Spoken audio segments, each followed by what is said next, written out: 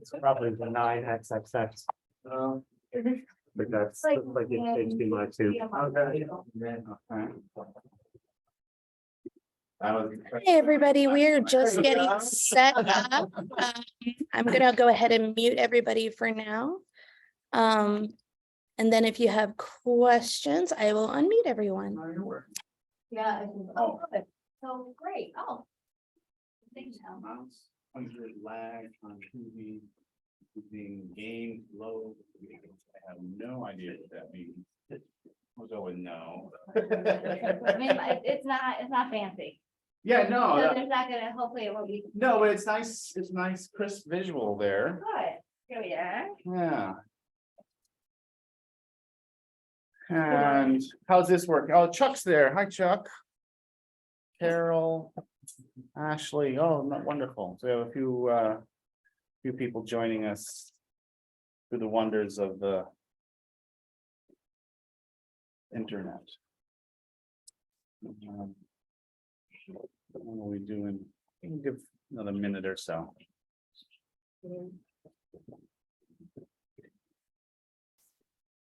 And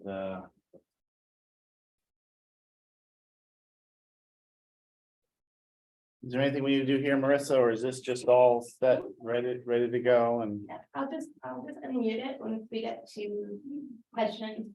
okay, so there can be a dialogue. Welcome. Let's just give another second. I put on a pot of coffee here. I want to do a taste test. Let's see.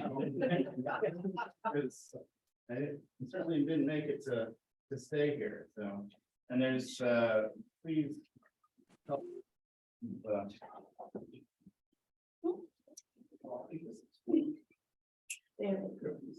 Yeah. Are you sure you're gonna sleep tonight? This is decaf. Oh, okay. And I think it looks like it has nice color, so. Yes, it's good. Help yourself to coffee. And cookies and drink here. Oh, goodness. How are you?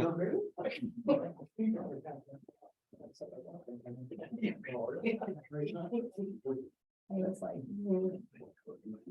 just want to make sure you can see the screen. I'm going to just admit everybody. Would be the only thing I'll need to check now and again. And all right, so we might be able to get it even closer to the screen. Hey, everybody.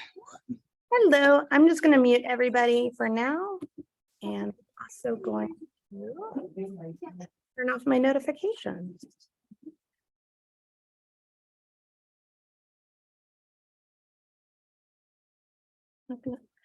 Let's mute everybody. Thank you for hanging in there, everybody, as we do our first hybrid meeting. Where's my? Be one second. Okay, cool.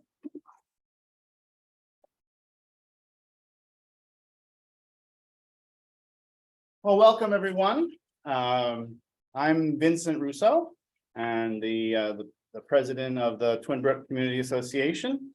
Welcome to everybody in the room and welcome to everyone through the worldwide Twinbrook TV network. Thank you, Marissa, for your tech savvy and supplying the broadcast equipment here.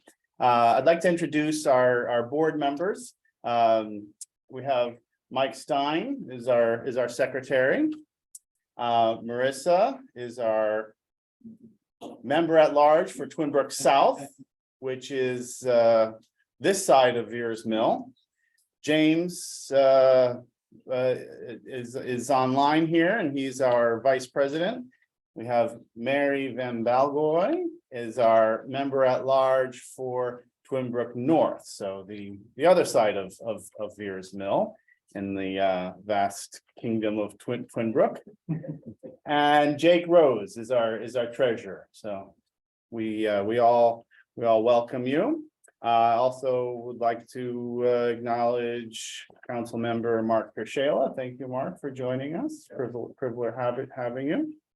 We're excited about our meeting tonight because it's our first multimedia meeting. We have in person, first one in several years since the pandemic. So it's really nice to be together and be together on such a nice occasion too, a happy occasion where we're going to be recognizing some of our neighbors here with a nice award and recognize their service, Tony and Melissa Downs. So we'll look forward to that.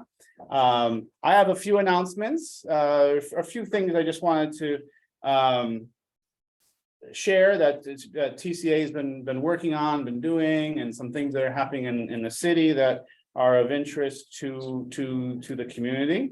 Last November, we had a walking tour with some new members of the planning staff, particularly focusing on some of the elements for the 2040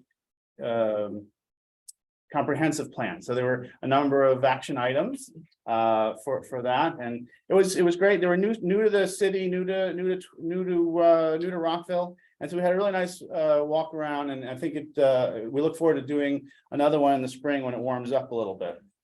Also in November, there was a forum on the state of shopping centers in Rockville, and it was geared toward the owners and tenants, but we also had a number of members of our community attend at least one of there were two sessions, and I attended one, and there were other members of Twinbrook on there, and there really was quite a lot of discussion about the loss of the CVS and the impact that losing the pharmacy in the community, especially for people who rely on transit. This was a very convenient, walkable location, and so there's not much that can be done necessarily to insist a pharmacy stays or another pharmacy comes, but there are things we can do in terms of code enforcement around the plaza to improve conditions. And so if you see trash overflowing in the dumpsters behind the buildings, that happens not infrequently. Those are things that the city needs to know about. So that's making sure the center is well maintained is sort of the thing that we can do to make sure it's appealing for another tenant there. And we hope the owners are sufficiently incentivized to make sure something gets in there. I also want to cover on a couple things that are happening at the state level. There is an initiative that or a legislation that Julie Plakovich-Carr, our delegate, is co-sponsoring that will enable electronic enforcement of vehicle noise. So using acoustic microphones this would be legislation that would enable law enforcement to use this technology, because it's really going to have to be a technological solution. There just isn't enough police resources to go after all these violations. So this is an incremental thing. It takes a while for these things to get approved at the state level, but I was encouraged to hear this progress. And there's also a bond initiative this year that our delegation is putting forth to get $500,000 for this facility to improve the bathrooms and renovate the bathrooms here. It's part of a larger project, and it would also include adding a gender neutral bathrooms here. So it's not guaranteed that this necessarily will receive this, but it's something that our delegation is advancing. Let me jump ahead to our pedestrian bridge. There really isn't anything new to report on that since our October meeting. City staff continue to meet with the developer, try to align their interests and ours, and that's that can be a difficult process sometimes in terms of, where does it go, and there's quite a bit of difference in the cost depending on where it is. So there's a lot of factors at play, but the commitment is that it'll go, once there'll be a presentation to mayor and council about it, there'll be some guidance, and then we'll seek some community input on that as well. So not much new there, but it is being worked. I would also mention that the city has a budget survey for the 2024 budget, and that's available on the city's website. This is an opportunity for residents to sound off on what our priorities are and what's important for you, and our leaders enjoy hearing that. And I'll also acknowledge our leader here as well, and Mayor Newton has joined us. Thank you so much for joining us. So with that, let me introduce Heather Gewandter from I know we think of you as stormwater, so stormwater lady, but I know you probably have a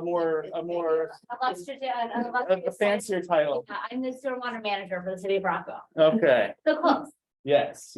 Well, so I'm delighted that Heather's here. Heather's here to present on an important program that the city of Rockville has initiated, and regarding flood mitigation. This is something that is an important topic in our neighborhood, because we've experienced some flooding, and we've seen even a loss of life related to it. So we have a very much a heightened sensitivity to it. So Heather, can I offer you any tech assistance here, or? Yeah, I mean, if you don't mind advancing the slide, that would be amazing. Sure, I can do that. If you want me in front of the screen, which I guess. Yeah, why don't you do that? I guess you do. I guess you want. I'll coffee, everybody, please, at any time. Just get up and go grab yourself. There's some other refreshments there. So while Heather gets up, it might be a good time to. Hi, everyone out there. I've not had to do a hybrid before, so this is new for me. So I apologize in advance. We'll see how it goes. Thank you so much for the introduction. I do have copies up here, which I'll be happy to pass around and/or afterwards of the presentation, as well as the approved practices, which we'll get into, that are rebatable. Also, we sent that out via email, so there are live links in the PDF if you decide to share that with the members. Again, my name is Heather, and I'm here to talk about the flood mitigation assistance program, which is a grant program or reimbursement program that the city has set up to help individual homeowners better set up their property to withstand flood events. But we'll also talk a little bit about the bigger picture and everything that the city is doing associated with stormwater, and then drill down into the FMAP program, as we call it itself. If you don't mind forwarding. Thank you. Hopefully it'll be good to you. So, just a big picture context. The reality is we are having more frequent and more intense storm events. We've definitely seen that on a personal level, and all of the scientific data is trending that way. Notably, especially for your area, you will definitely remember this, as was introduced, that Tropical Storm Ida dropped approximately 2.53 inches of rain during the peak period of 30 minutes. So that's a lot of rain on a very small area in a very short amount of time. The way the engineers call this is the storm that's likely to happen once every 327 years, which means that infrastructure is not built to convey the size storm. And, infrastructure is not going to be built to convey this size storm. It's kind of like thinking about it like an earthquake, right? You don't earthquake proof your buildings for the, 9.0 or 10.0, because it's just very, very expensive. And it's the same thing. So we're not going to be able to upsize all of the existing infrastructure to convey a 327 size year storm. So what can we do? What's our program going to do to help intervene on all levels, given the variability of the storms that we're likely to be seeing? Next slide, please. So the entire program, just in a very, very short, the elevator version of the entire program. We do stormwater and floodplain management, so ensuring that nobody builds in places where it is dangerous, and FEMA, the Federal Emergency Management Administration, is our partner in that. We're a national flood insurance program participant, which means that people in Rockville can get flood insurance if they want. Fun fact, you do not have to be in a floodplain to get flood insurance. Flood insurance is, anybody can get it. If you're at lower risk, it's less expensive, and we highly recommend it, looking into that. We manage stormwater facilities and stream restorations, which are designed to clean our water as well as help with quantity control. And we're talking more about quantity control when we talk about flooding. Sorry. Hi, okay. And again, stream restoration and spot repairs. So you guys have the beautiful Maryvale, or you're kind of close to Maryvale Pond. The Rock Crest stream restoration happened in Twinbrook. So that's all part of the stormwater program. Obviously, storm drain maintenance. The storm drains convey all that water. We may inspect it, we maintain them, we upgrade them, and we check them before we checked hot spots or known issues before every storm event. Our Rainscapes rebate program, a really important part of clean water, as well as if it's extensively used throughout the watershed, is quantity control, is making your lawns, your private property sponges. So conservation landscaping, rain gardens, rain barrels, things of that nature, and we will provide a rebate for you to help. Now, these are more for quality. They will help with soggy backyards. And again, watershed wide, they could really make a difference for quantity. But this other program that I'm going to get into is more geared towards actual flood protection. And then that's the Flood Mitigation Assistance Program, which is our reimbursement program to help you flood-proof your own property, and then flood resiliency in general. We've launched, Mayor and Council has wonderfully given us money to launch a flood resiliency master planning effort. So this is a really bigger effort. Where is there a possibility of flooding given our built infrastructure? Under what size storm event, current storm events, predicted storm events? Let's find our hotspots and let's try to figure out what sort of capital improvement projects, or maybe thinking outside the box for projects we haven't even thought of, but other communities have, that we could do here to help mitigate flood impacts on a citywide. So it's a companion piece to this private property grant program. Excuse me. Next slide, please. So a nod to our climate action plan. The mayor and council approved our climate action plan back in January, and one of the big tenets of the climate action plan is resiliency, and stormwater resiliency is part of that. You know, the reality is we're not stopping climate change now, so it's about how do we modify our surroundings so that we can better live with it and be more resilient. Next slide, please. Okay, so common impacts that we see on private property from flooding, and these pictures, many of them were sent to us as part of our rebate program, as well as the survey that we did associated with Hurricane Ida. So these are real pictures from our neighbors here in Rockville. We saw a lot of basement flooding. We saw yard and property flooding, lots of large quantities of water running through backyards, taking out fences, things like that. Structural damage, mechanical system that you had your hot water heater in your basement that was definitely flooded, and then car flooding, interesting enough. Next slide, please. So this fiscal year, FY23, which ends on June 30th, the mayor and council approved a pilot flood mitigation assistance program. There's $300,000, and some of that is already gone because people have taken advantage of the program, distributed on a first come first serve basis to any property owner in Rockville. It could be commercial, it could be HOA, it could be individual property owner. Renters can also apply as long as they have documented approval from the property owner that they are okay with them making any changes that would be reimbursed from the program. The reimbursement is 50% of the total cost of the project, up to a maximum of $5,000, and it is retroactive. So if you have had damage to your home starting July 2019 through the present, and you have documentation and it's an approved practice, which we'll get into, we can reimburse. We're finding where there's some back and forth that we're having with a lot of residents because we need to get the financial documentation such that, it will pass our auditors sniff test. So really making sure. So sometimes there's that back and forth, but if you've already put the solution in your home and it's an approved practice, please consider submitting that to our program to see if we'd be able to reimburse. I should also mention, this is pretty important, this is a pilot project. So while we have submitted, staff has submitted a request to the city manager for additional funds to be put in next year's budget, that has to go through the mayor and council's approval.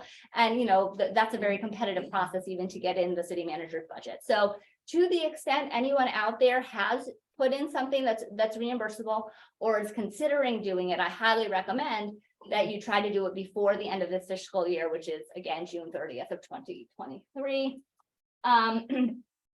The way that it works is it has to be an approved practice. Again, there's a list of approved practices here. You can also go to the website, which is www.rockvillemd/flood assistance.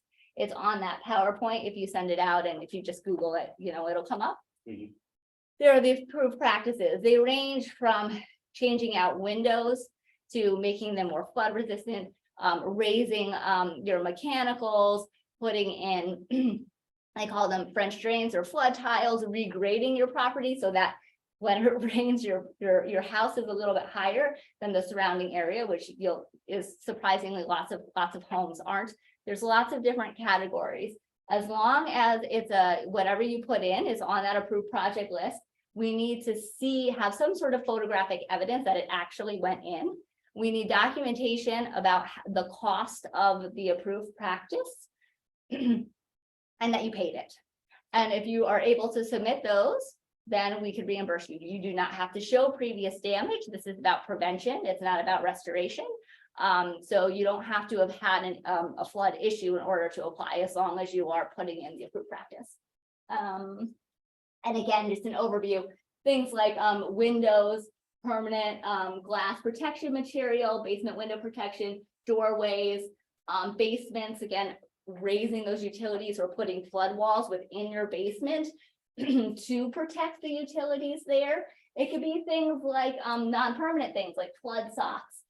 There's sandless sandbags. You get them, you fill them with water, you put them in places where water usually gets in before a rain event. We could reimburse those sandless sandbags. Exterior protections, flood walls, surface grading, berms. And then some pump installation, battery backup for installations, and again, raising those utilities and protecting utilities. So these are the large categories, and there's more detail on the website. So just in general, so we always say that we highly recommend if you're considering doing something large to hire a landscape architect or a certified floodproofing company. The landscape architects, we usually direct or suggest people go to the approved Rainscapes contractors from the Montgomery County website or the Chesapeake Bay Landscape Professionals. And again, there's a link on this resource on the presentation later for those resources, specifically asking for contractors that have previous history on drainage issues, conveyance. So it's not about capturing necessarily and treating the stormwater, which as a stormwater manager is what I usually talk about, but it's about safely getting that flood water through your property, conveying it safely, ideally onto the right of way. And so that's what you're really looking for, or a flood proofer that has is well rated. So with that, if you just want to walk your property and think about, could I, would I, might I have a flood problem? Here's some suggestions, looking at it when it rains hard, where does the water go? Water runs downhill. And I'm not saying that to be cheeky. It's amazing how, you don't think about it if you're not in the business. So if you kind of have a swale in your backyard, which is a fancy word for ditch, but we like to call them swales, and you put your shed there, for example, that's going to get in the way of the water and it's going to cause ponding. And again, we've seen this, things like that. If your patio's a lot higher, then and it's right in the swale, then where's the water going if it's directed into your basement? these are things you want to look at, because this is how you might, where you might consider putting a mitigation practice, you know, like a flood wall or something like that. And again, when I say flood wall, we had somebody who submitted a reimbursement.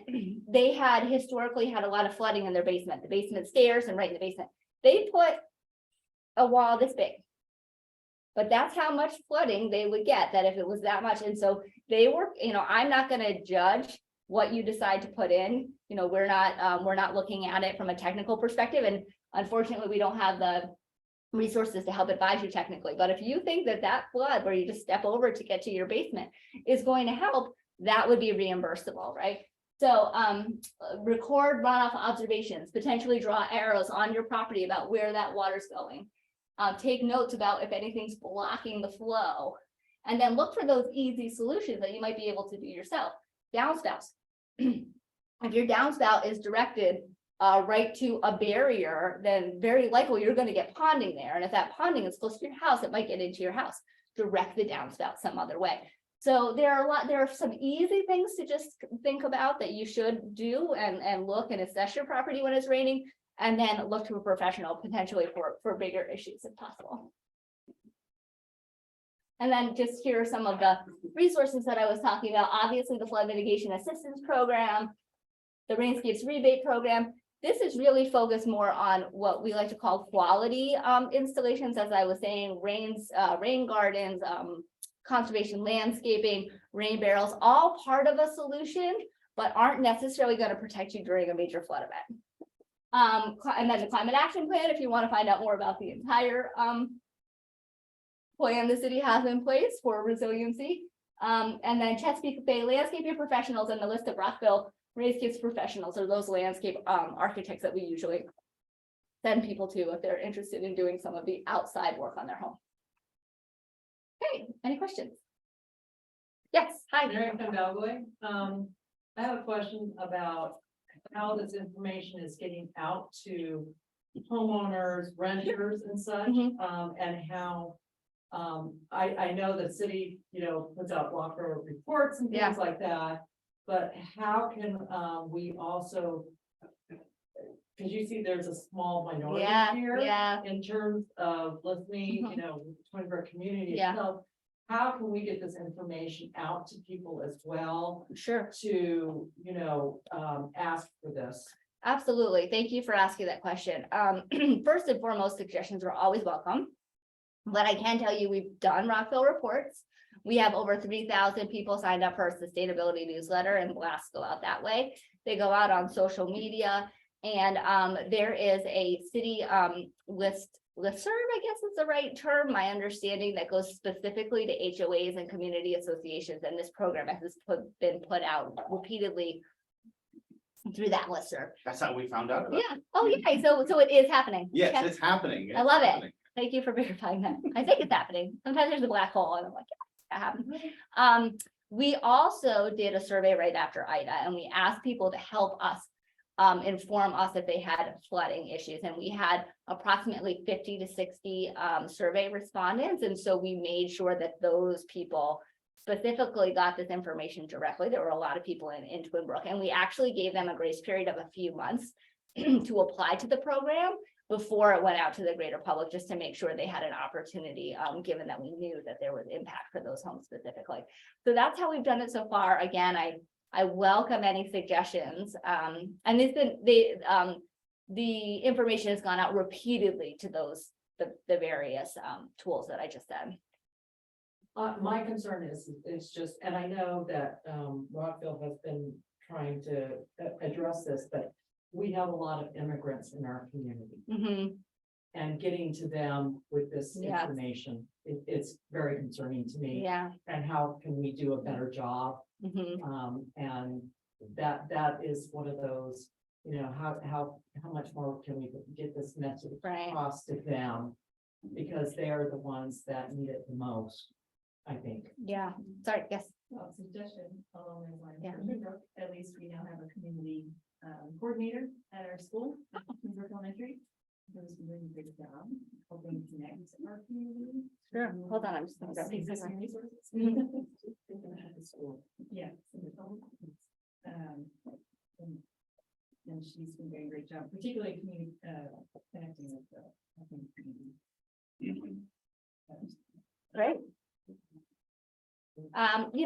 We have Harmon Cordero, who I'm sure you know, and I could try to engage him more specifically regarding immigrant populations and if he has any specific ideas that we haven't already explored. And I love the idea of the Twinbrook coordinator trying to get into the schools.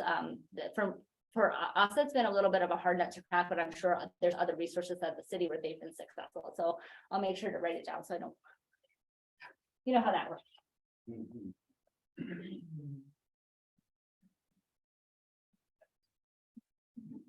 See if anybody online has any questions. You should be able to, oh, it looks like Chuck, you can unmute yourself. Okay, thanks. Marissa, thank you, Marissa. Now the basement, do you recommend? There's somebody asking a question online. No, it's okay. Not a problem. I'm just trying to turn the volume up. Go ahead, Chuck. Heather, thank you so much for that presentation. Oh, there's so much we can do. Is the city looking at all? I know in California, they're starting to actually give people money for removing lawns, to replace lawns. They don't have enough water there. We got too much water here. Right. And it seems like the idea of some incentive to encourage people to replace their lawns with more garden space would alleviate. I'm not sure how much the absorption capacity of hard grass versus a garden is, but I think it's quite a bit more. And far more rain could be absorbed in the gardens rather than coming off the lawns. Anyway, any focus on that? Sure. So as hopefully you know, Chuck, and if you don't, shame on me, we do have our Rainscapes program. And so our conservation landscape rebate is specifically designed already to install native gardens and replace turf grass. So we do already have that and we do try to promote that. So that's kind of our foray into that arena. I 100% agree that on a watershed wide scale, turf reduction, impervious reduction, more, as I like to call them, sponges, right? If our lawns were more spongy and the, hard pan under our lawns aren't necessarily the best, less stormwater cumulatively would run off. However, this specific program is more focused on those really big storms. Right. I don't care how spongy your lawn is, it's not necessarily going to help, and preparing your home for that. But absolutely, there's an arsenal, of tools at our disposal, and turf reduction and landscaping, specifically, hopefully native landscaping, because you get 2 for 1 with our biodiversity, is definitely one of the tools in that arsenal. And we do try to promote it through our Rainscapes program. Great. This private property grant proposal, does that go just for the Rainscape program, or could it be actually some kind of an educational program regarding the sponge aspect of lawns? We'll talk about that later. Yeah, Think about talk about it. Let's talk about it offline, Chuck. You and I mean, Chuck and I are friends. He'll talk. He knows how to find me, and he's got. I will say that we are hoping to promote a little bit larger clean water and incentive, and so that's one of the thoughts swirling around as we try to implement the climate action plan and the 2040 master plan. And so we are going to be presenting, we presented to the city manager, and we'll see.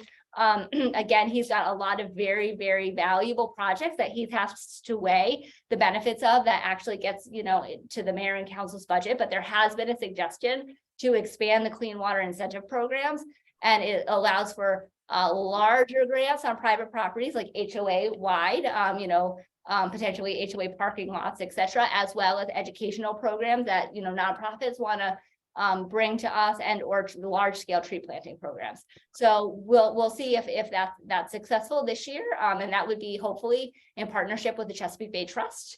If you go on their website now, you can see some of the grants that they already administer for other jurisdictions. And so first of all, if you're a resident of Rockville, you could still apply for those. One, because there's some federal and state money there, and then 2, we'll see if Rockville is able to partner with them too. Great. Thank you. You had a question. Oh, yeah, right. I had asked if there's a house without a basement, if you recommend flood insurance. So I recommend exploring with your insurance company flood insurance in total, because regardless, obviously well, theoretically, I don't know your specific situation. Even there are certainly flood instances that happen even if you don't have a basement, although property damage is more likely with a basement. But depending, if you're in what we like to call a sump, as I said, water runs downhill. And if you have a slope on your property, water can run off it. Hallelujah. But if you're in the sump, you're in the sump and water's not running off your property. And especially in those situations, you don't have to be near a river. It's not riverine. It's what we like to call pluvial, the fancy word for storm drain flooding. And you should definitely investigate flood insurance. So it's somewhat my answer. It somewhat depends on your specific situation for your property, but depending on what the cost is, I definitely recommend, looking into it. Yeah. And sorry, I have one more question. Sure, please. Last year I had somebody dig drain steps under my lawn to bury them. Mhm. Is that considered something? Send it in, see if it sticks. Okay, that's what I'm gonna say. Where as long as you could show that you are trying to get the water away from your home, and very importantly, you are not putting it right to your neighbor's property and flooding them. Please don't do that. That's, against the law and a kind of a big deal for your neighbor. Then we probably could reimburse it. So it just depends on what the specific project is.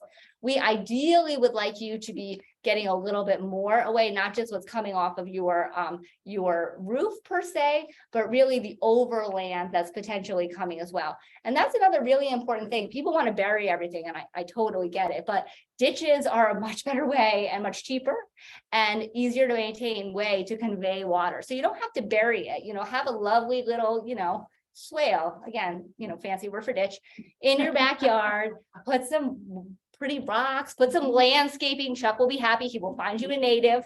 Put some landscaping around that swale. But it's much easier to maintain and it's much less costly to put in. So just so, and you can make it pretty. Yes. I had a quick question. As somebody who lives in, I forgot A what was, sump. yes. That's what okay. the engineers call it. I It's know, very right? engineering. I have 2 sump pumps. Yeah. Because I live in the sump. Yeah. I'm wondering, and I'm being honest, we have French drains. Yeah. 2 sump pumps, we have no basement, but I'm No on, basement. I'm on midway. Yeah. And so, we're just at the bottom. Mhm. And when that event happened, the water coming down Beers Mill, like we could see it, it was coming off of Beers Mill down midway to go toward the creek. Mhm. We were getting it from our neighbors behind us. Mhm. Is there any sort of, for anybody who is in a sump, I like to just say, I'm from the valley. Yeah. Um, That's a much better way to say it. Yeah, right. I'm like, from the valley. Is there any idea to doing like any sort of preventative work with those neighbors, communities, homes, whatever, that are in the sumps in advance of like the next event? So the flood resiliency master plan that I mentioned, kind of one of the big initiatives, really is designed to use 2D riverine modeling, 2D modeling, and incorporate our existing stormwater, storm drain infrastructure to try to find all the sumps, right? And those would be flooding hotspots.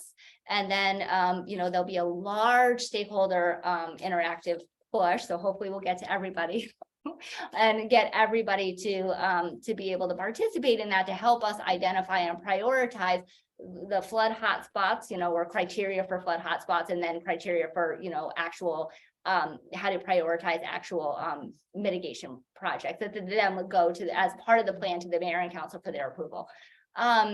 So I guess that's a long-winded way of saying, yes, we want to identify those, and hopefully there will be an engineering solution that will help. I guess, some caveats. One, we are an extensively built out city. We have old infrastructure. We are very dense. And we're not necessarily checked. Well, so when I say this, we're not necessarily going to be able to engineer our way out of this in total. And then two, I'm concerned that we'll have a lot of these areas and we'll have to figure out how to prioritize. But absolutely, this program is specifically focused for you in the sump. Like, how could we at least help you do what you can on your property to protect yourself the most, given our situation?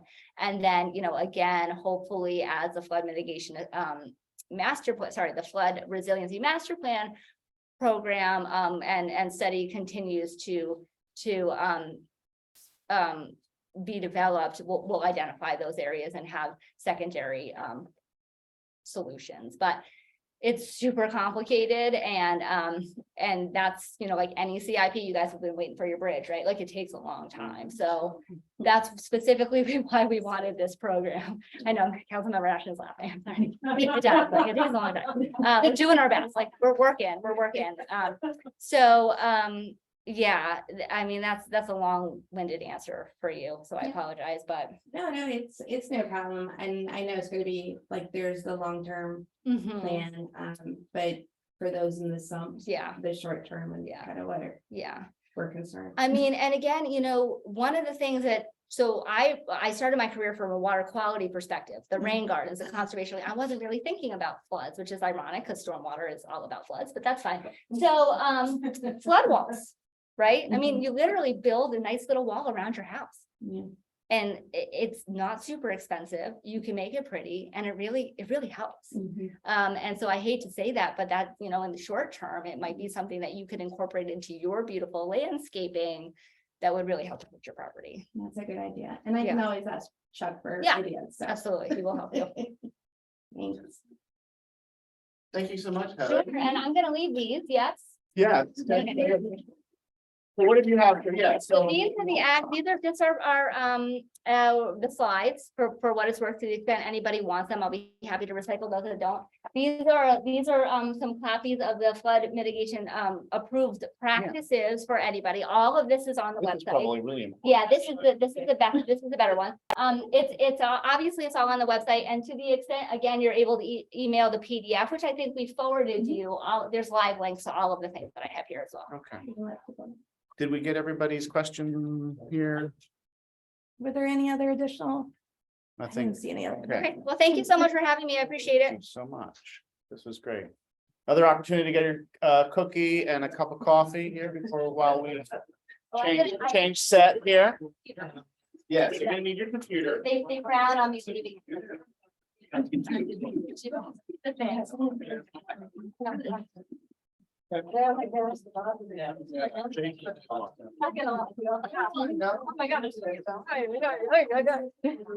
popular. You guys. I guess so.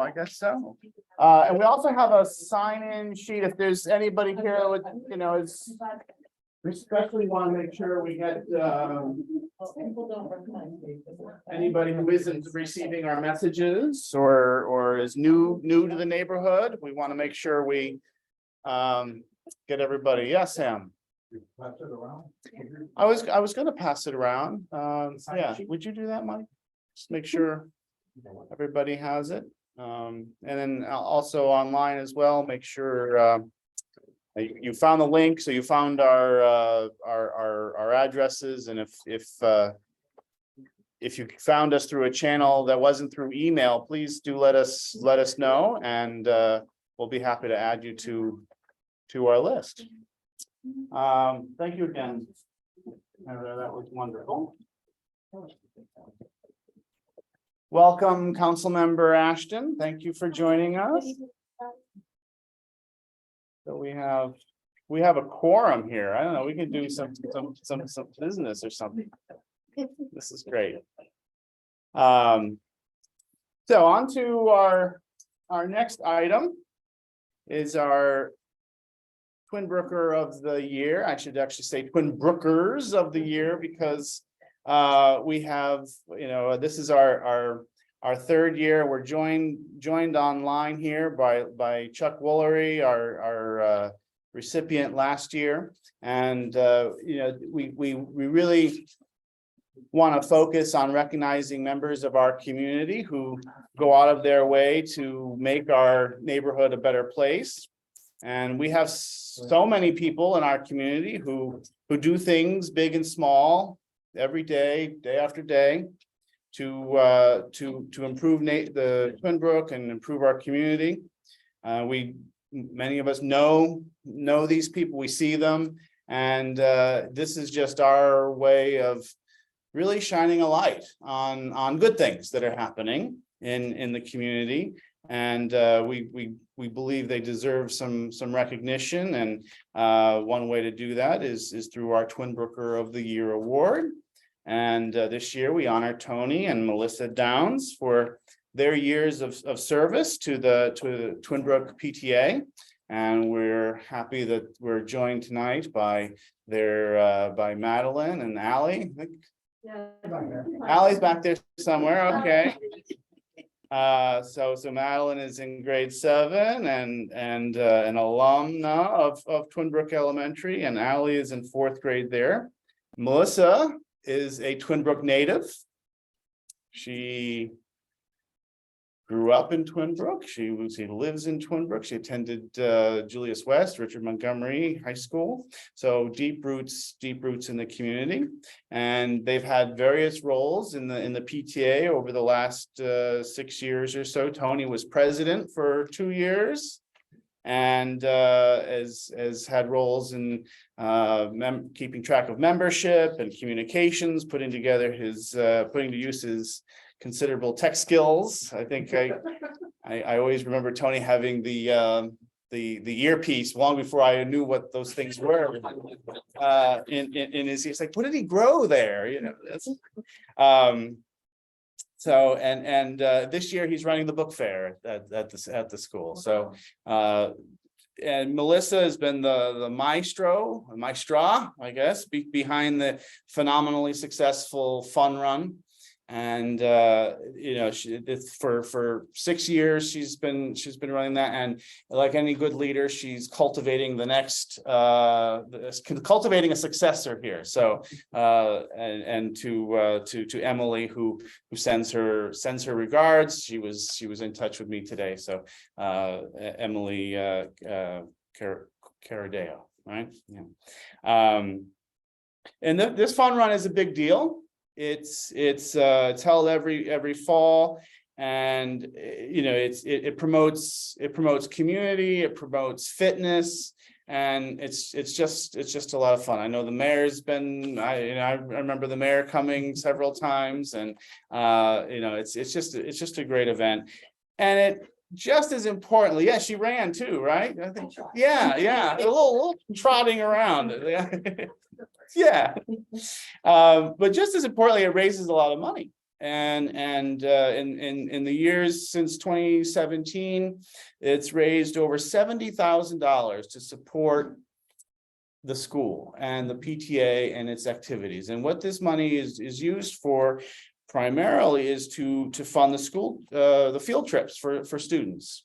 And this is particularly important because so students can go on field trips at no cost, and this is particularly important for a Title I school like Twinbrook, which has considerable needs. So this is very, very, very meaningful. And their impact is not just at the school. Following the floods in 2021, Tony and Melissa catalyzed the community and helped through the PTA raise over $6,500 for the victims of the flooding. And this money went right into the community and partnered through Interfaith Works, and had tremendous impact to people who are really suffering in our community. So but they really mobilized, and of course just sometimes it takes the catalyst to get the community, the will is there in the community, and sometimes it just takes special people to pull us all together like that. So I want to acknowledge Jessica Reynolds, who has submitted some nice testimonials here too. Jessica's with us here tonight, and she knows that Melissa has been a tireless advocate for the children and the families at our school, and helped to create a community at the elementary school through the fun run. And I'll also receive some nice words from Jenny Hardesty, who's the current president of the Twinbrook PTA. And she wanted to make it known that Tony is also a substitute teacher, as if there isn't enough to do, right? And this has been especially helpful because of the shortage of substitutes throughout the county, but especially at Twinbrook. So if there's a way to help, they've found a way to do it. So like our neighbors who took in time to write these comments in support of your nomination, we greatly appreciate your tireless and selfless efforts to make our neighborhood and community a better place to live. And with that, we have and one more thing to add, they have the best holiday decorations. And somehow they find time to, then they're right there on Veers Mill, and it's very, very impressive. But so with that, I'm gonna make sure everybody online sees our certificate here, but it's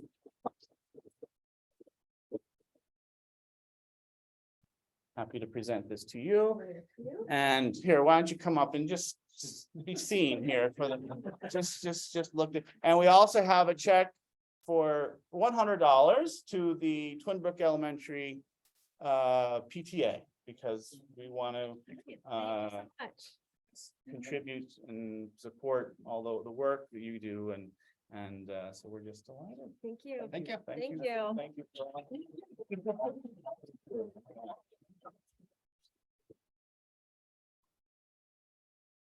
And I don't know if they know, and I think it's a team, right? So but it really does take some people to make it all happen. So. Yeah, I'm gonna get used to this multimedia approach here. So, thank you to our elected official here for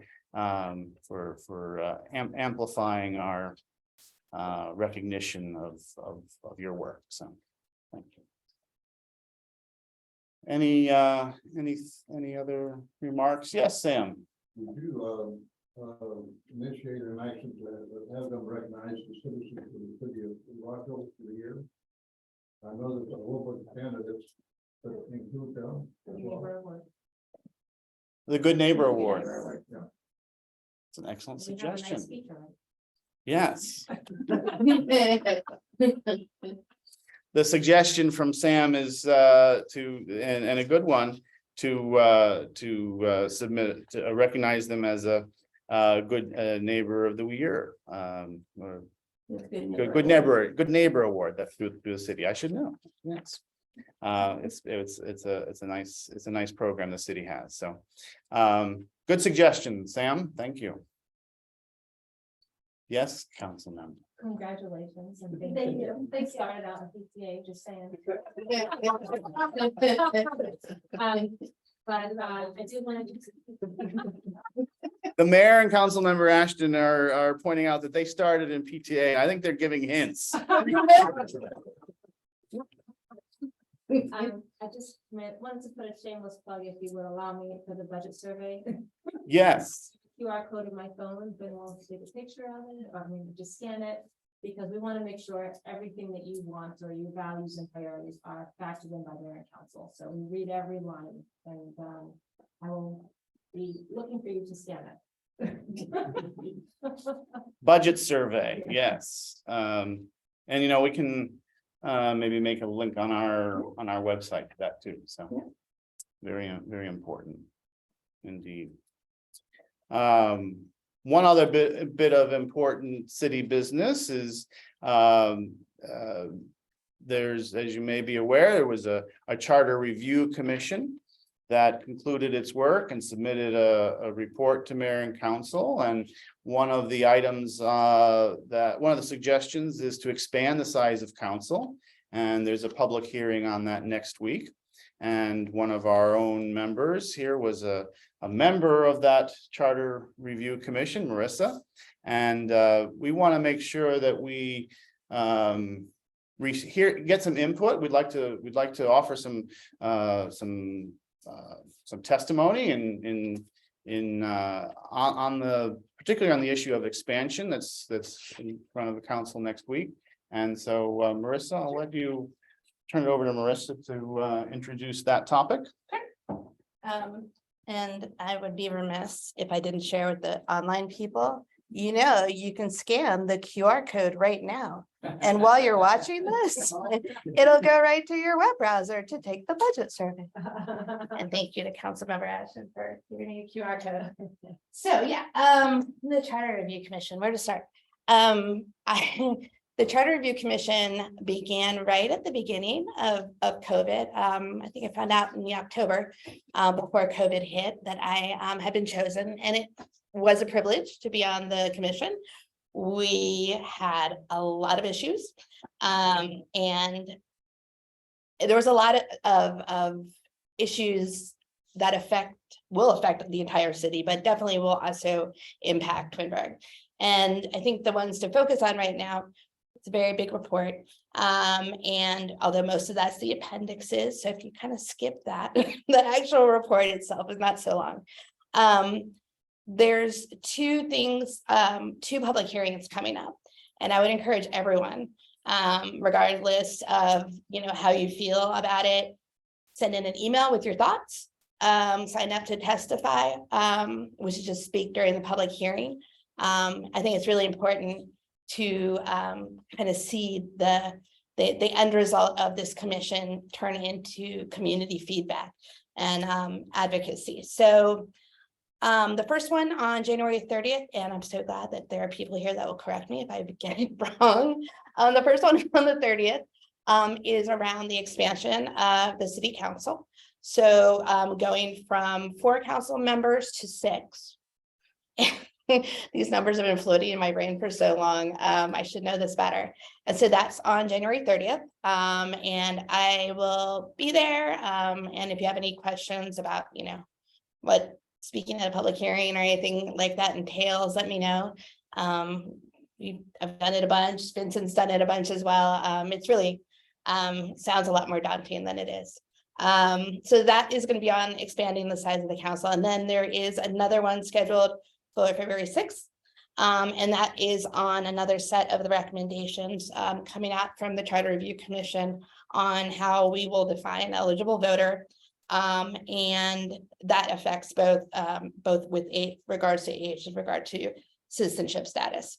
So, but probably more so for this next week, I would love, and we would all love to hear people's thoughts about expanding the size of the council. And I'm also happy to field questions. I assisted on both of these things, but actually worked very closely in a little work group with someone on the expansion issue. And both her and I delved really deeply into other jurisdictions, other cities, what are they doing, comparable size. And it was a joy to work with her and to help draft all this and why it was important. So yeah, I mean, we can just open up the comments, or if people have questions kind of about what the process was, I'm happy to field them. How was this initiated? The charter, For the council itself? yes, they convene the Charter Review Commission. And then, like other commissions, we were appointed. I had to apply. I applied because I thought it's really important. The charter is like the city's. I'm sorry, am I not in front of the camera? No, I was just looking to see there was a comment here, I thought. No, I think it's just James putting, just like any other commission, like the Environment Commission, whatever. I had to apply, I was chosen. And then it was a couple of years of work. We were given our mandate by the mayor and council. So they said, look, here's the issues we need you to look at. The charter is the city's constitution, for lack of kind of a better analogy than that. And what are ways that we can look to improve it, modernize it. It's 2023 now, and we should have a charter that reflects what year it is. and really looking forward into the future and what kind of city we want to have be here for our kids if they want to stick around and still live in Rockville, as my child tells me that he wants to. He was really a good inspiration for me on why it was important to do this. So, but that's kind of how it started and got kicked off. And the mandate, that was the list of issues basically that we were looking at, are also part of the report that's online. And I think I saw, yeah, the link has been shared online within the Zoom group, and we can also email it out so that everybody can read the report and see exactly the rationale, and then what are the commission's recommendations were. And again, these are just recommendations. We don't have any authoritative power. And then the recommendation is to expand, right? Yes, Yeah, yes, I mean, sorry, I think apologies. So that's. you I'm know, all really about the what you wanna input. Comment on, yeah. Yeah, no, our recommendation was to expand from 4 to 6. But you know me, I just want to hear people's thoughts in general. We did a town hall, and we also solicited feedback kind of one-on-one about these issues before in the drafting of the report. But I'm always interested to hearing what people think. If they think, you know, 4 is fine and we're cool. 6, I think, will be better because we're a bigger city now than we were, whatever it is. That kind of feedback would be really helpful, especially as, you know, through TCA, taking off my charter review hat and taking on my TCA hat.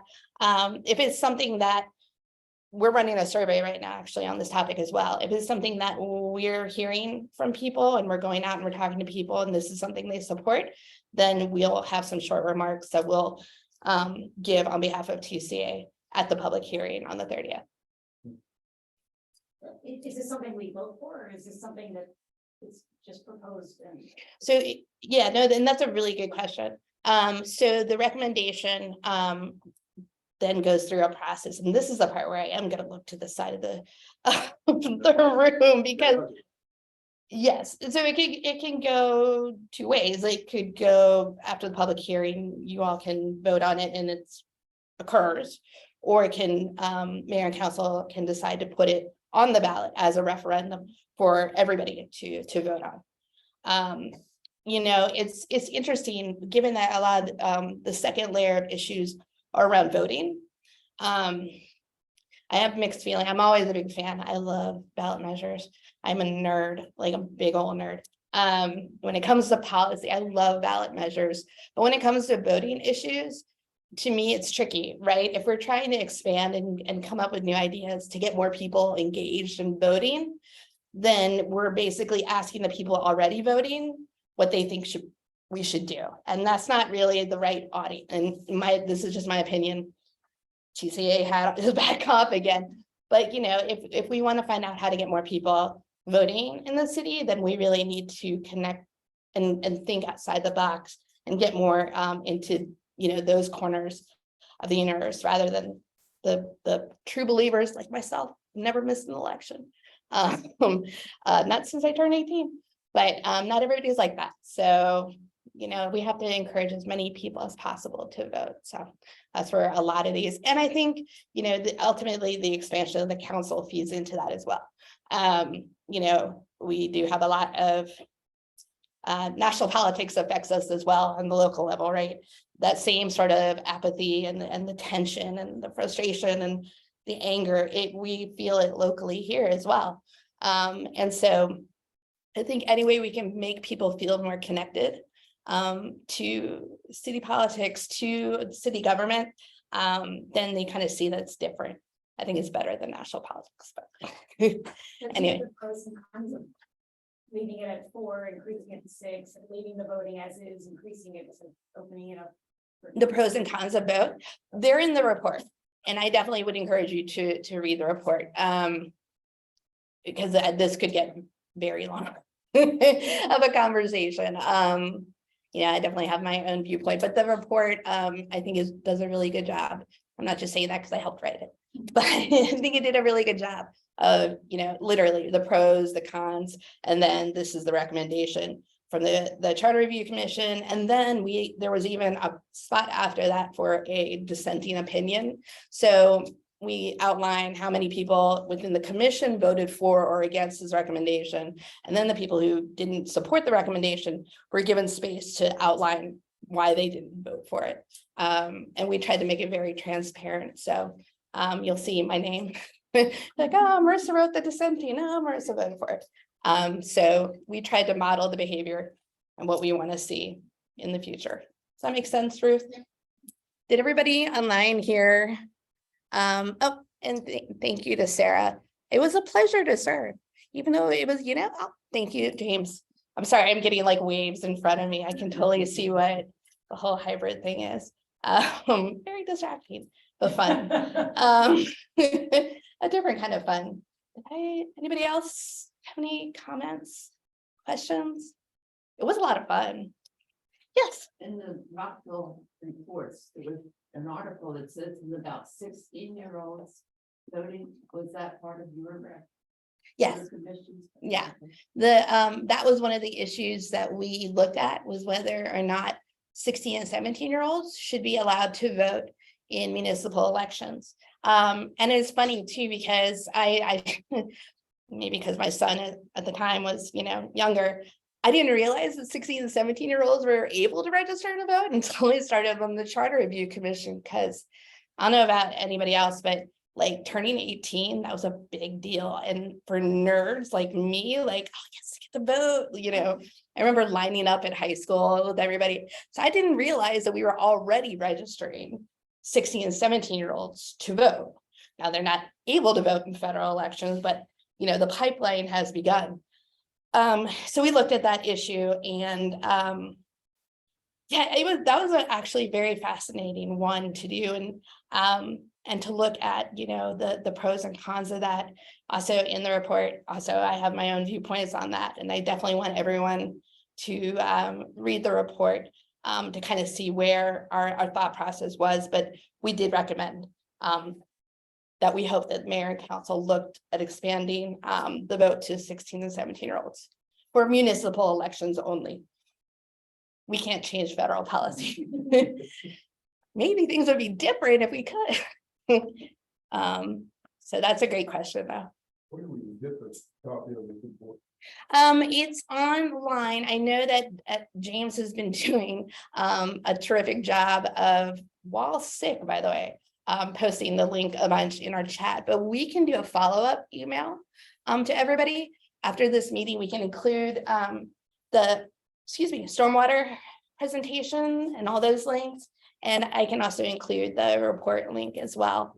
I like to and I do see a hand here. I don't want to discourage people from reading the report appendix, but if you have to skip something, it is helpful. But all right, I see Ann Goodman, and I don't know is this a question for me, Ann? Is this an old hand, a new hand? You want to? It's a new hand. It's new hand. Yes. Hi, Ann. And I'm no longer a Twinbrook resident, but I was for 30 years. So I'm glad to be here tonight virtually. I'd like to know how you will come to a decision about Twinbrook TCA's comments to the mayor and council about the Charter Review Commission's recommendations. Yeah. So I think that that's a really good question, and it's something that, and from past discussions around things like budget priorities and things that we would like to see in the community. We try, short of knocking on every single person's door, to get everybody's viewpoint. We are, for the first public hearing, the January 30th one, which is just about the expansion of the city council, we're doing an online survey that we've pushed out through the website, through social media. We're going to be also sending it out on email, trying to promote the heck out of it. It's on our website. So if you go to twinbrookcommunity.org, you can take the survey there. We're going to see how many people end up taking the survey. And generally, you know, if it's close, I don't presume to speak on behalf of our current president, but we've talked about other issues like this. Well, hopefully we'll hear some, you know, tonight's, it was Yes. also about hearing feedback too, about thoughts on that, but Mhm. yeah, I mean, we do our best to try to discern from our surveys what the sense of the community is. And we'll put out, I have a flyer for the survey too, that we'll put up here at TCRC, and we'll look to see if there's other ways to promote that. But Anne, if you know, are still close to your former neighbors, you could encourage them to take the survey too, so that we get their input as well. And if I we can do that. if we don't, Thank you. and hello, and I should, you know, Ann Goodman is here and is our inaugural Twinbrooker of the year. So we have Chuck with us as well online, and I don't know if you were on before. I apologize if I didn't acknowledge you sooner, but we recognized our Twinbrookers of the year this evening, and so it's nice that we're all together here, all of our hitherto recipients. It's a lovely community. Yes. And we miss you, Anne. But yeah, if anybody has any concerns, again, we're looking at supporting the recommendation from the charter review that would be supportive of expanding the council. Maybe a better question is, does anybody see any immediate concerns with this position? And I'm going to open that up to everybody online as well. So please feel free to say something or email Vincent if it's a little daunting to share it in the space. But I know you all, like, you're normally not afraid to give us a hard time. But yeah, if anybody wants to have a one-on-one with Vincent, his email address is twinbrook.president@gmail.com. And I think otherwise we'll just see what the poll results, as of right before I got here.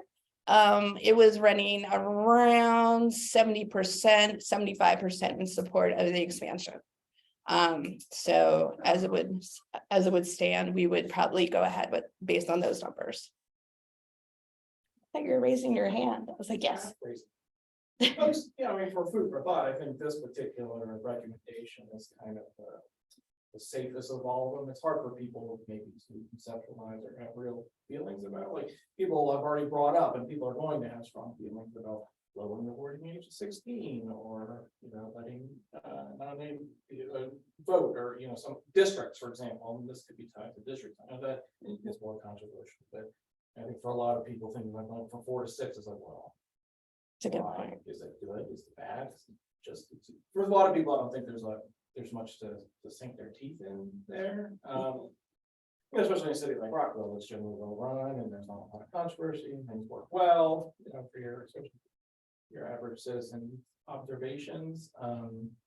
There's no reason not to do it, but there's no reason to feel strongly about it. Yeah, I feel like doing it, so. it was a good Part of the sense reminder. I'm getting, that Yeah. might not have generated much feedback with some of the other issues, so, but taking it separately like this. Mhm. Doesn't seem a lot of enthusiasm one way or the other. Yeah, no, and I don't know if everyone could hear Mike online. But Mike was basically saying maybe this is, you know, because it's the least controversial issue in the recommendations from the Charter Review Commission. Perhaps that's why everyone is both in person and online is being quiet. You know, the expansion of the size of the council was very much connected to the issue of representative districts. So among the Charter Review Commissioners, I was looking at representative districts, and Miss Anita Powell from Lincoln Park on the east side was looking at the expansion issue. And her and I emailed just about daily because those two issues kind of go hand in hand, you know, and the issue of representative districts is also one that I it was a very thoughtful discussion and not everybody agreed, and it definitely was not as close as some other recommendations. But I think ultimately, people are looking for a solution to geographic diversity of elected officials. And so what's the best path forward? And by expanding the number of council members that you can vote for, does that ensure that you'll get more geographic diversity? Maybe so, but you might have a greater chance of that in a numbers game, sort of like, got the numbers, there's more people, maybe there's more of a chance. So there's a lot of considerations. I know I keep saying, look at the report, but this was, both of those issues are very much dovetail each other. And while the expansion can happen relatively quickly, any sort of process about districting in any way, whether it's just districts or districts in at large or whatever, that has to be a much more thoughtful, deliberative process, and that'll take a lot more time. But at least to me and my fellow commissioner, Anita Powell, they had to kind of go hand in hand. It was really hard to talk about one without the other, if that makes sense. So we'll have that survey out there. If there's, I think, Mike's point is well taken. It's, maybe this isn't such a animating this particular question. And it was also the subject of a referendum a few years ago as well. So in some sense, there has been a register of opinion about it. So, but if people have questions too, they can email me anytime, either through the TCA one or through my personal one, and I'm happy to talk more about it. Yeah. And what it's like to be on the commission. Anyway. And so, thank you, Marissa. So I want to make sure we have a little bit of time at the end here for other issues that maybe weren't on the agenda, but are on minds of Twinbrookers. I see a hand here. Whose hand? Oh, that was Ann's hand. That's probably her. Maybe an old hand. Her old hand, but That sounded wrong. Sorry, Anna. So I'll go. yes, Mary. Since we have 3 of the council members here, this is very important to me. As you know, when you go on Deer's Mill, you cannot make a left-hand turn onto Twinbrook Parkway. You have to go down Meadow Hall. We just had another accident in December where the car was in our lawn. Thankfully, I don't think the occupants were, the other car was across the street. But this is something that has continuously happened to us. I had my car hit twice on Twinbrook Parkway. I've had people hit the pole. There is this whole, I understand that when the fire department said that we could not have speed bumps, we could not have kind of a something to help, and there's this continuous problem. And Max and I, Sam Balgoy, have recorded all of these things that have happened. And they've happened to our residents, where one of our residents put up big boulders in front of his house because they came up onto his house. And so this is a huge problem. And I see down on Lipcomb and Marshall, you've got all that kind of, and even Pinnaberg, you have these, slow down type things, but we do not have anything for Twinbrook and Meadow Hall. And this is a continual problem, and it's a safety problem more than anything else. And I'm very concerned about that. And this happened in December, and again, I have more than enough records to show that this is just a continual one. And so I would like the council to consider doing not a traffic study, but safety study about all of this.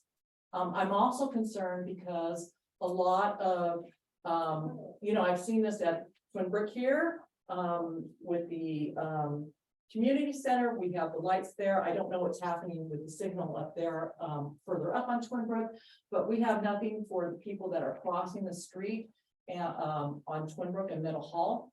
people disregard it. We don't have any kind of, there's just the crosswalk itself. But this is a major thoroughfare, you know, where buses are coming down, things like that, and nobody responds to that. And that really, I'm concerned about that, and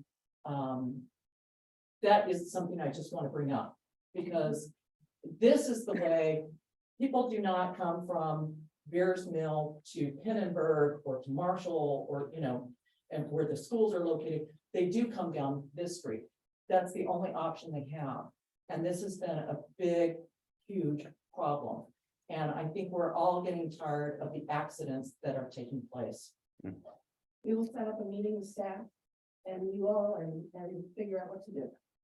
I would appreciate that, because I'm really concerned, and I'm really, you know, this has been, we've lived here over 20 years. And since the beginning, this has happened. So I would just like to see something that, you know, again, I'm appreciative of what the city did with Pinnenberg and with Marshall and et cetera, but they didn't do anything at where Meadow Hall and Twinbrook, where the where people, that's the only way that they can get on to going, you know, north. Definitely on site meeting. Is it also possible to get some of the pictures that we mentioned? Oh, yes. We have fixed things where, where I don't know. And I just have them afterwards. That's I still have one of the car lights on my lawn, and you put it in recycling. Turn this around.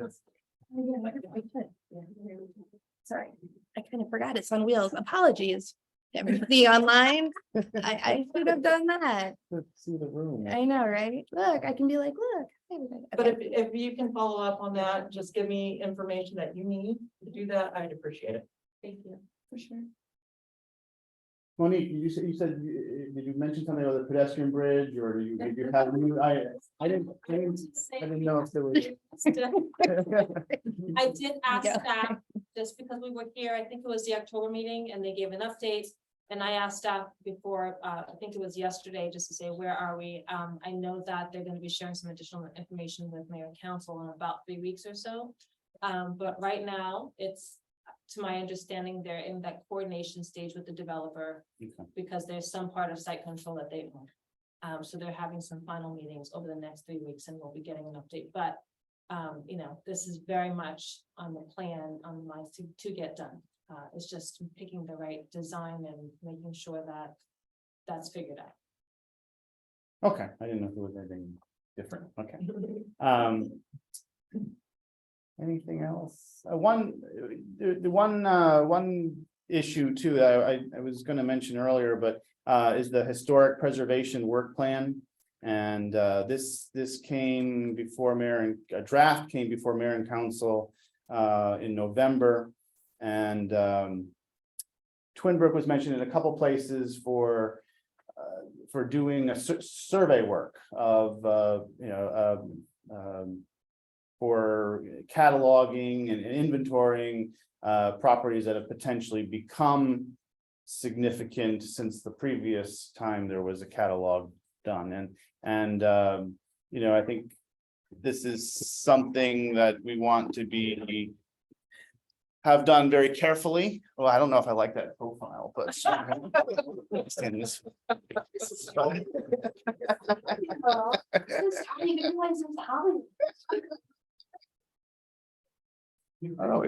Yeah, I know, I need to work on this, get the makeup done, but you know, so I guess this is something that, yeah, and if I understood correctly last night, this was going to be on the agenda for next week, but is now postponed again, right? Or is it maybe delayed until Yeah, March? so March, okay. To be in March, with the idea that we want everyone in the community have more time to do it, and mayor and council more time to do it. So it'll be posted online ahead of just the ones that, you know, it won't be just the ones that before, so that will be on the planning site. Okay. And Well, I just, you know, I mean, just for awareness that, you know, the community has had no input on the only input so far has been from sort of the preservation side of things, and not so much the neighborhoods or homeowners, or so I think appreciate the what was said last night about getting it out early, because the only view of it we saw was when it first came up in your agenda. So I mean, this has, I think we've seen that, there's just being on the catalog may be problematic. There was, I had one neighbor who, when I looked at the catalog after I became aware of its existence, that they had no idea their property was on the catalog. Of course, catalog doesn't necessarily mean that it's a designated property, but it's just somebody thought it was potentially historic, and it's on this catalog. So the problem with it was that it was been cited by some city staff members and others. It's on the catalog, and they were trying to give it a weight that necessarily wasn't intended. So just your the presence on the catalog seemed to have some meaning for some people, and they're putting forward a particular position on whether a property should be designated historic or not. So that was kind of the issue there. right, and just to clarify, the catalog really is just an inventory of properties that have been sort of been identified as potentially historic, or examples of certain periods in Rockville's history, and then including some in our neighborhood as well. So it is not, there's no special zoning necessarily on them, but it's just, as Councilmember Priscilla said, has been used as evidence or to support a nomination of historic designation. And our current code allows for anyone to nominate property for historic designation. And this has been an issue where sometimes that designation has been unwelcome. So this is something that TCA will continue to monitor. We're eagerly watching the developments on the work plan, and do hope that the communities have some opportunity to weigh in on I think that we need to also explain that the work plan doesn't just include the catalog. I think this discussion, there's also the idea that this whole neighborhood being built after World War II for returning GIs, there should be placement.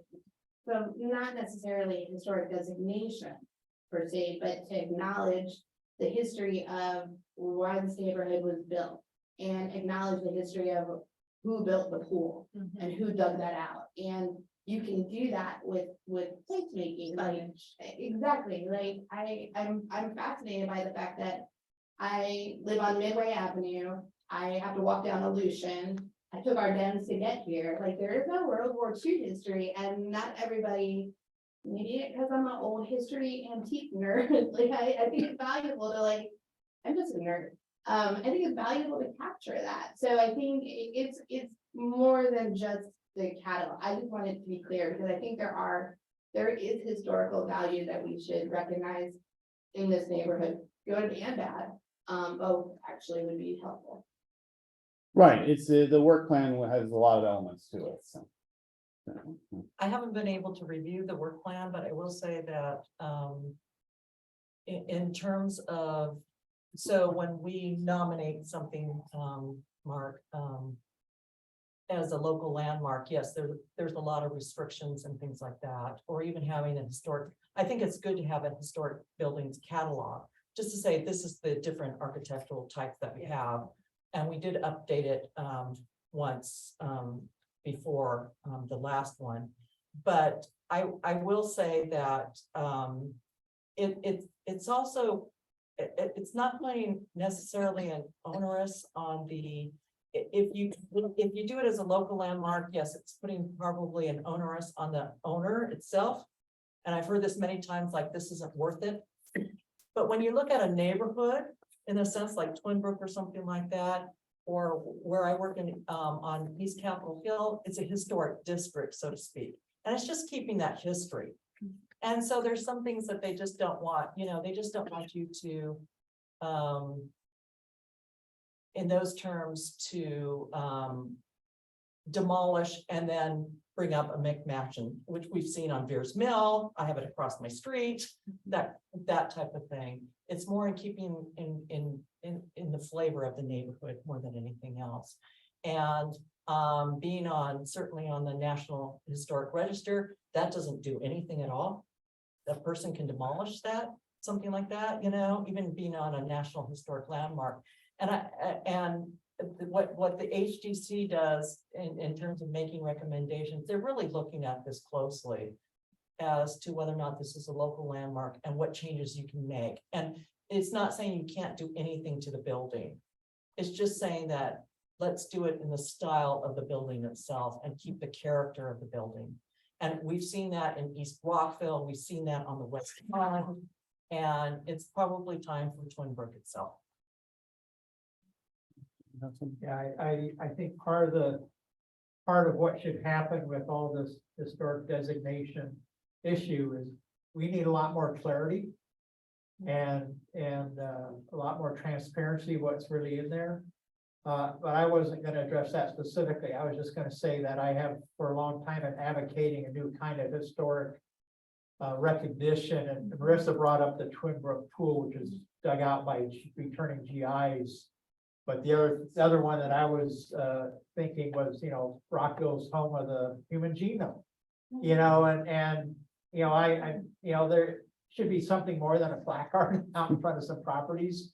So that's one thing that I've been trying to get going for a long time, but my father is a World War II vet, so I can really identify with all these GIs coming back and digging that pool out for I don't know how many months it took to do it by hand, but that was a huge Impressive, yeah. I think there's also a discussion on should there be more support for people who are maintaining historic properties?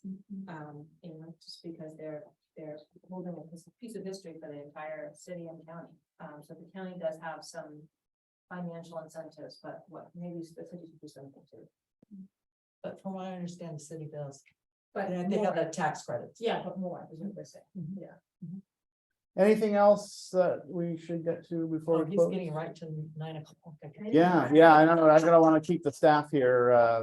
And I'll one last plug for dues. If we have on our website a link to pay dues, and if you're not sure if you're up to date, please feel to reach out. But those dues help us do our work, do our outreach, maintaining our website, and all the fees that go along with keeping the community informed. So unless there's anything else, I think we'll Unless we should thank you. close it there. Yeah. Thank you. Thank you to everybody online for coming in. Hi, everybody. All right. Hi, Thank you to the staff here. Hey, Chuck, I'll be in touch about that wall. I